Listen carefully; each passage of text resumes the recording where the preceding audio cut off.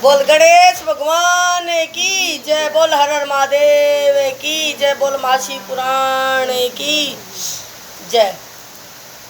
बाणासुर आख्यान। सरस शब्द समूह में बाणासुर आख्यान। पुत्री उषा का सुनो सुनो सुंदर चरित बखान। बोल शंकर भगवान की जय।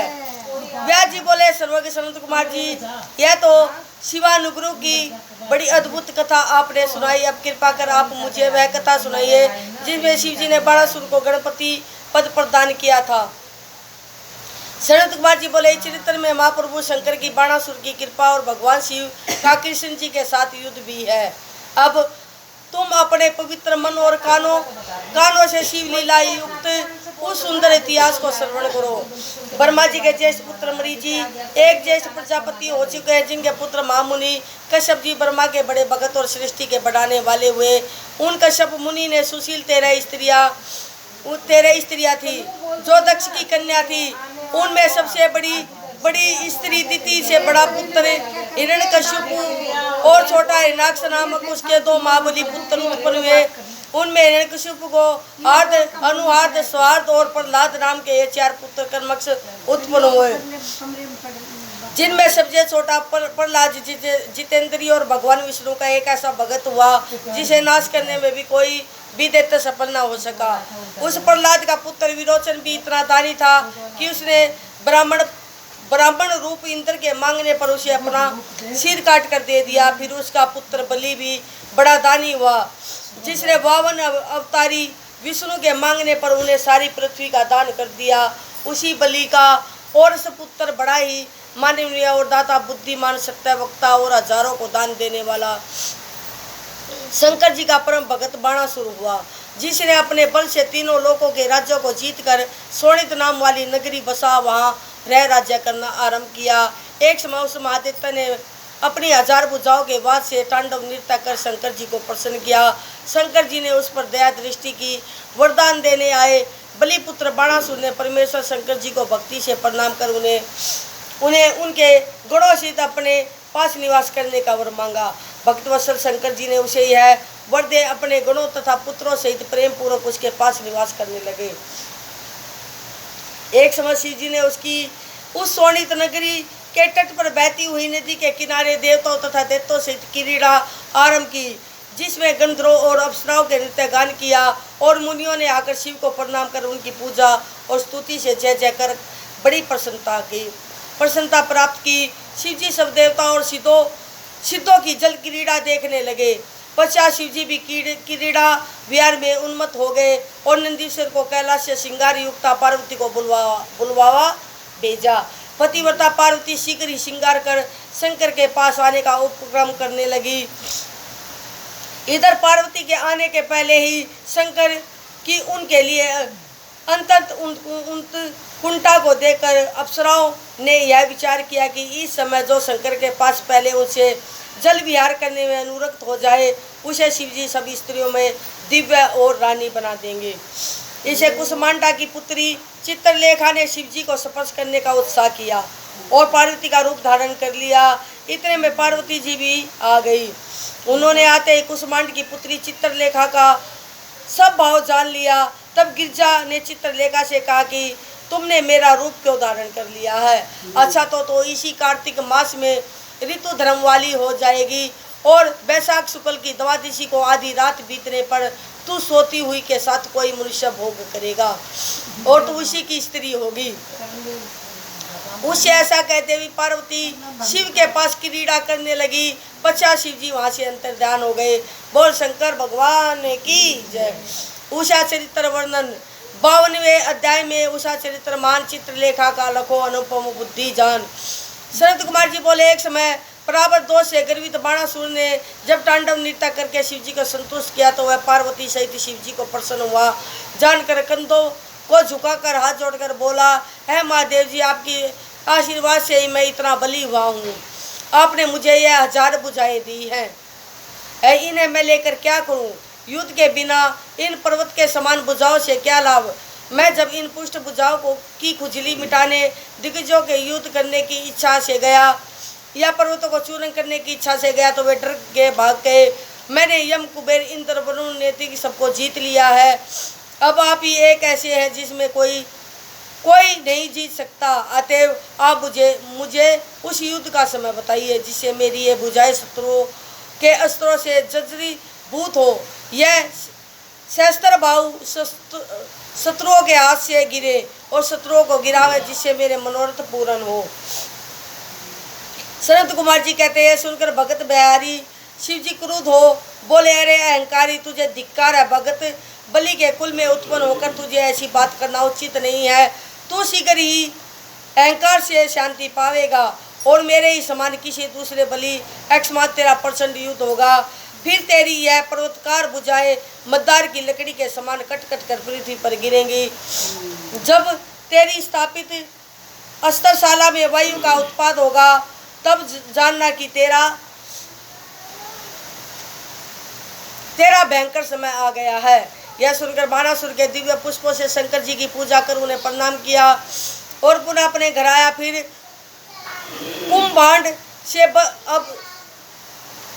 कुंभभांड से सब वृत्तांत कह उस समय की प्रतीक्षा करने लगा। तब एक समय देवयोग से बाणासुर अपनी ध्वजा को स्वयं भगन हुआ देखकर प्रसन्न हो युद्ध करने को चला। उसकी समस्त सेना उसके साथ गई।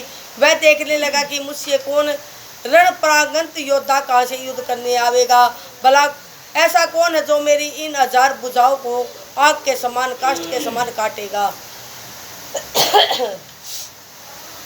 इसी समय शिव प्रेरित काल वहाँ पूछा। वहाँ बाणासुर की पुत्री सुंदर वेश बनाए खड़ी थी। बैसाख का महीना था। जब वह रात्रि में विष्णु की पूजा कर स्त्री भाव में प्राप्त गुप्त अंतपुर में सो रही थी, तब दिव्य माया से वशीभूत एक अनाथ के समान सोती हुई उस कन्या के पास पार्वती जी के भेजे हुए कृष्ण के पुत्र जाकर उसके साथ बलात्कार से भोग किया और पुनः द्वारका में चला आया। तब अपने को दूषित हुआ जान वह अपनी सखियों को कुवाचा कहकर श्री त्यागने चली। इस पर कुशभांड पुत्री चित्रलेखा ने जो उसे उसकी पूर्व कथा सुनाई तो वह फिर अपने उसी लुप्त पति को प्राप्त करने का उपाय सोचने लग गई। चित्रलेखा ने एक वस्त्र पर सब देवता गंधर्व सिद्धों नागो और इस वाकी दिकों का चित्र खींचा। मनुष्यों में उत्तम अनेक दुर्दम्भी राम कृष्ण और प्रद्युम्न का भी चित्र बनाया।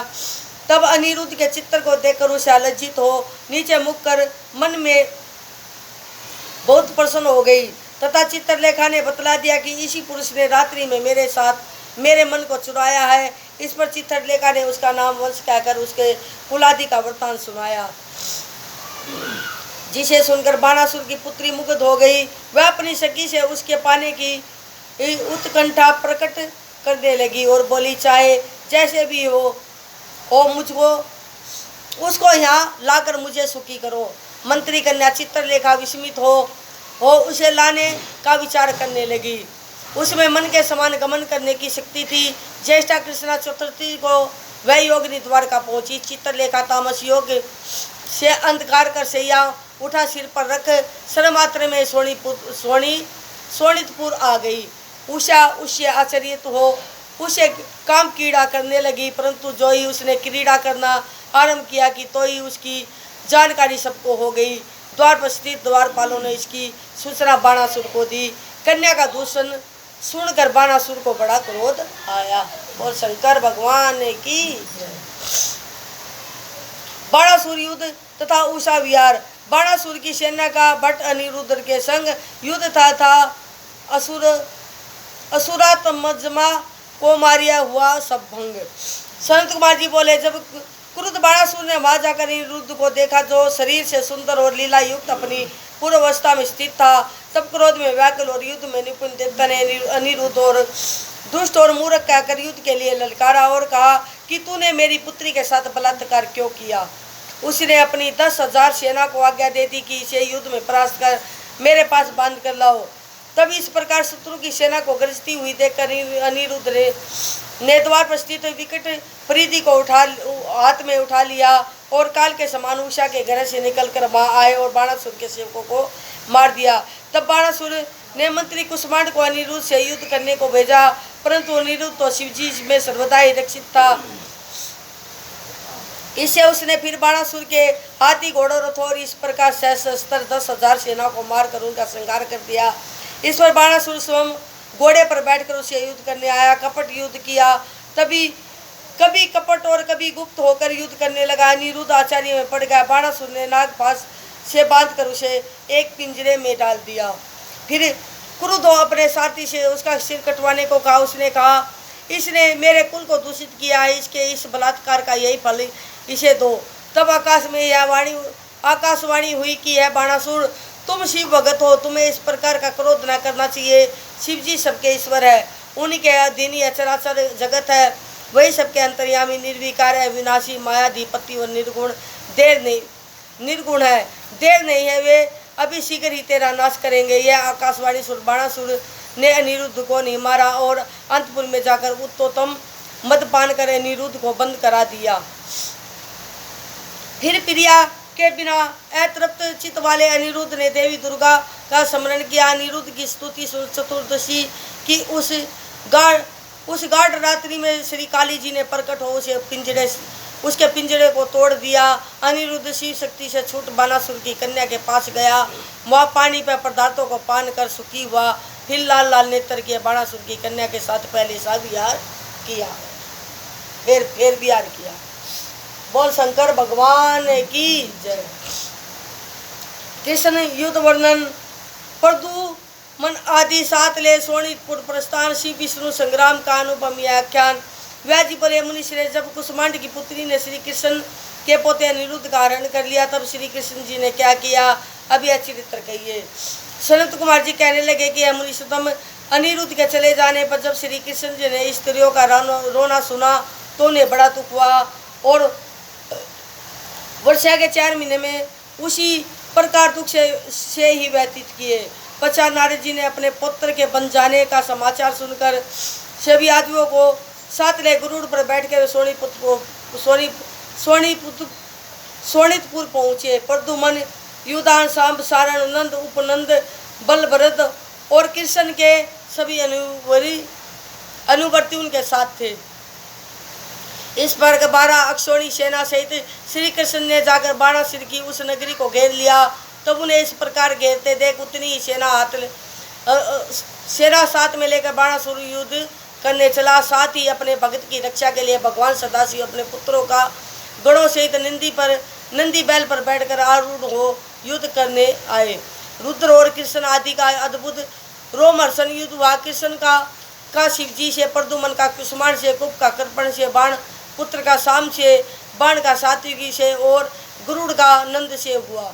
औरों ने भी औरों के साथ द्वंद्व युद्ध किया। इस प्रकार सारे यदुवंशियों का बाणासुर के वीरों के साथ साथ पृथक सम्मिलित भयानक संग्राम हुआ। शिवजी क्रोध बड़ा गंभीर शब्द करते हुए युद्ध कर रहे थे। ब्रह्मशास्त्र तथा अन्य शस्त्रों से शस्त्र कट रहे थे। भयानक मारकाट मची हुई थी। इसमें श्री कृष्ण की सेना नष्ट हो रही थी। शिवजी के तेज से उनके सैनिक युद्ध में ठहर न पाते थे। यह देख श्री कृष्ण जी ने वरुण संबंधी अपने शीतलाख जबर वाले अस्त्र को छोड़ शिवजी पर चलाया। तब उसे आता देखकर महादेव ने अपना जबर छोड़ा। दोनों परस्पर युद्ध करने लगे। शिवजी के जबर से विष्णु जबर परास्त हो शिवजी की स्तुति करने लगा। शिवजी ने उसे छोड़ दिया। यह देख श्री कृष्ण जी विस्मित हो बड़े भयभीत हुए। सबने मिलकर शिवजी की बड़ी स्तुति की। श्री कृष्ण जी ने कहा, मैं आपकी आज्ञा से अभिमानी बाणासुर की भुजाओं को काटने आया हूँ। आप संग्राम से लौट जाइए। इससे आपका श्राप व्यर्थ नहीं होना चाहिए। आप मुझे आज्ञा दीजिए कि मैं बाणासुर को मारूं। श्री कृष्ण जी का यह वचन सुनकर शिव जी ने कहा, सत्य है, मैंने बाणासुर को श्राप दिया है, आप इसे मारिए, परंतु मैं अपने भक्तों के अधीन हूँ, मेरे देखते नहीं, इसलिए पहले आप मुझे मूर्छित कर दीजिए, फिर अपना कार्य कर सुखी होइए। श्री कृष्ण जी ने शिव जी पर अपने घोर बाण बरसाकर उन्हें जीवित किया। जब शिव जी मोहित हो युद्ध से रुक गए, तब श्री कृष्ण जी ने बाणासुर की भुजाओं को काटा। बाणासुर की भुजाओं का खंडन। बाणासुर और कृष्ण का विकट भीम संग्राम। भुज खंडन और वधु मिलन करण प्रियाख्यान। व्यास जी ने सनत कुमार जी से पूछा कि मुनीश्वर इसके पश्चात क्या हुआ तथा शिव जी के जीवन होने और बुझाओ के घटने पर परम देवता बाणासुर ने क्या किया। तब सनत कुमार जी कहने लगे, जब पुत्रों और गणों सहित शिव जी संग्राम भूमि में सो गए तब दैत्यराज बाणासुर श्री कृष्ण जी से युद्ध करने आया। वह घोड़े पर बैठकर उनसे भयंकर युद्ध करने लगा। अब शिव जी का बल पाकर श्री कृष्ण जी बाणासुर को तृण के समान जानकर अपना सार्क धनुष उठाकर उस पर घोर बाण बरसाने लगा, परंतु बाणासुर भी उनके बाणों को अपने पास न आने देता था और बीच में काट डालता था। उसने अपने चारों ओर के शत्रुओं को मार काट कर संहार कर दिया। संपूर्ण यादव कृष्ण का स्मरण करते हुए मूर्छित हो गए। यह देख द्वारकाधीश परम क्रुद्ध और गर्जन करने लगे। फिर शिव जी का स्मरण कर अपने प्रचंड बाण चला, उसके रथ घोड़े और धनुष आदि को मार काट कर पृथ्वी पर गिरा दिया। उसने गदा से श्री कृष्ण जी को ताड़ित किया वे गिर पड़े, परंतु शीघ्र ही उठ शिव जी के बल प्राप्त कर बाणासुर के साथ बहुत काल तक युद्ध किया और भुजाओं को काट दिया। तब 4 भुजाएं शेष रह गई। शिव जी ने कृष्ण की बाणासुर से मित्रता करा दी। बाणासुर श्री कृष्ण जी को अपने अंतपुर में ले गया। वहां अपनी कन्या को अनिरुद्ध को देकर रत्नादिक सहित श्री कृष्ण जी का स्वागत किया। श्री कृष्ण जी अपनी पुत्र बुद्धू और पुत्र को साथ ले कुटुंब सहित द्वारका में अनेक उत्सव हुए। बोल शंकर भगवान की जय। बाणासुर को गण पद प्राप्ति अमर से समझा, जब अज्ञात चित्त में माना खेद महान पाया करती वाशिवेश्वर नाम जपनते पाया मुक्ति धाम।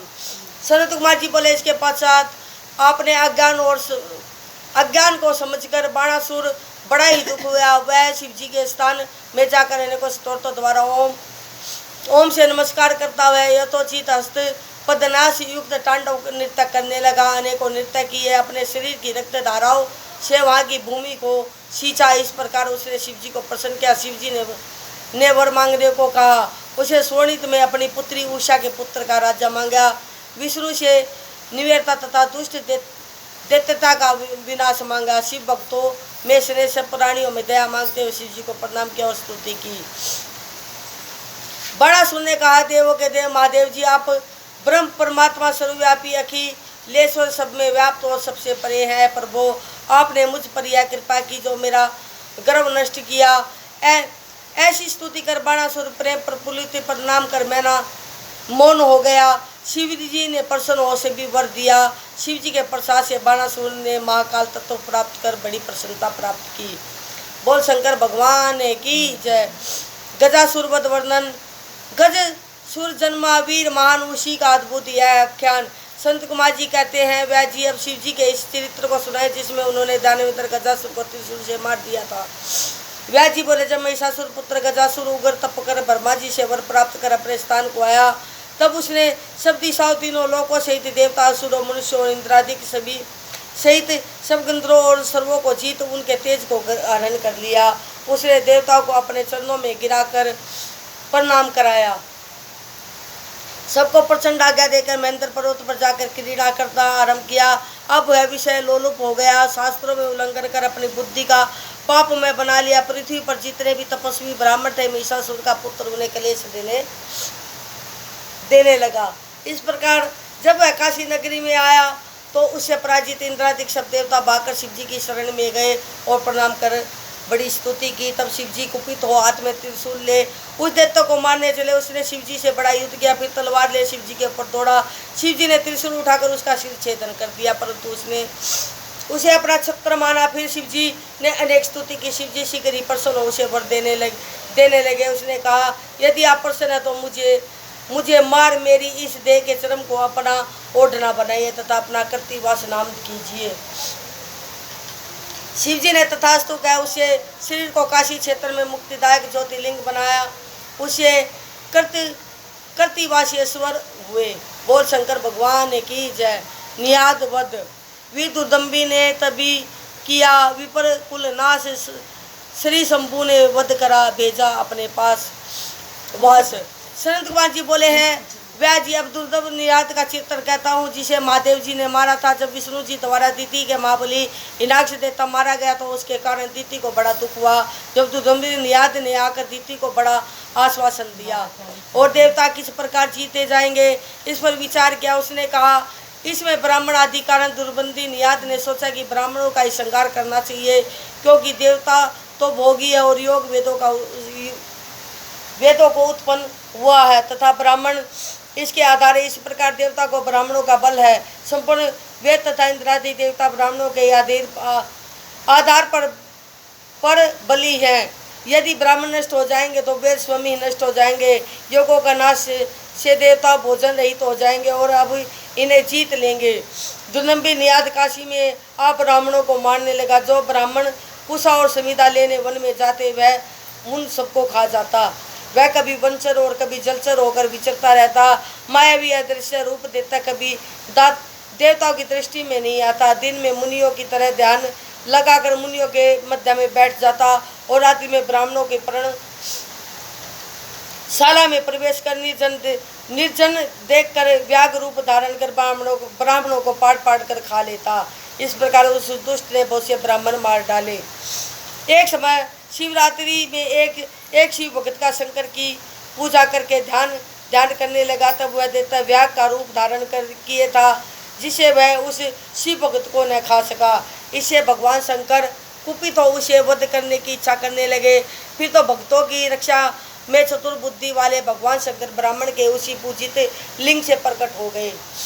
तब शंकर जी को प्रकट हुआ देखकर वह देवता उसी रूप में इतना बड़ा कि पर्वत के समान हो गया। परंतु शिव जी ने एक ही मुक्का मारकर उसके जीवन का अंत कर दिया। उसकी भयानक श्रृंगार से आकाश व्याप्त हो गया।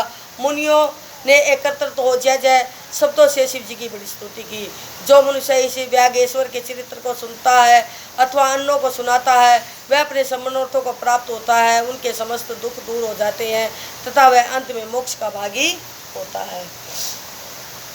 बोल शंकर भगवान की जय।